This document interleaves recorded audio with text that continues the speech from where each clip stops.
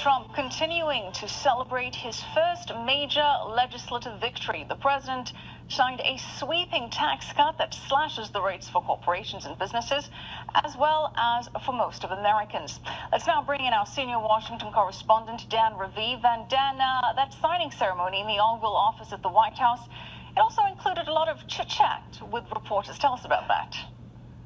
Yeah, the president was obviously in a good mood, and he was very open in explaining why there was such a simple signing ceremony. No leaders of Congress there. He says that there was a big, fancy signing ceremony set for early January, but on TV, he heard everyone is asking, will Trump keep his promise and sign the tax cut before Christmas? So he says he called his staff and told them, hey, hurry, print it out, get it on my desk. I want to have that ceremony and sign it.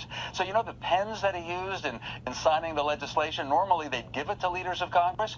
He gave it to members of the media. I spoke to one reporter who was there in the Oval Office. He said that the journalists and camera crews were a little bit reluctant, but a senior aide to the president gave out the pens in boxes, and hey, they kept them as souvenirs. Michelle? Were you there, Dan? Did you get one?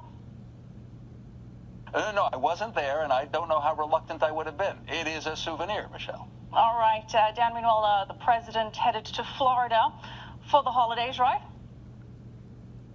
Yes, and he doesn't want to say it's just vacation. He says he'll be working. He'll be there about 10 days at his private club and mansion, Mar-a-Lago. He'll be in touch with the world scene, needless to say, and I've been at that club. I can assure you that every member is wealthy, and I really feel that they must love the tax cut. There will be that question and a lot of talk, what will your company and what will you do with the money? Frankly, the Trump White House hopes and says that more jobs should be created, but Republicans are proud to point out it's up to every individual. We're not forcing them to spend the money, but still, they say it'll be good for the economy, Michelle. And quickly, Dan, the president now moving on to new initiatives like infrastructure. Tell us about that. Yes, and he told reporters, in fact, that it's going to be easy. He's going to propose a lot of spending on highways, bridges, tunnels, airports, that sort of thing.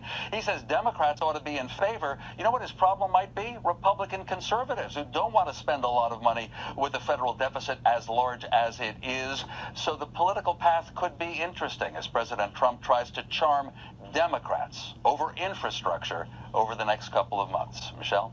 All right, Dan, thank you.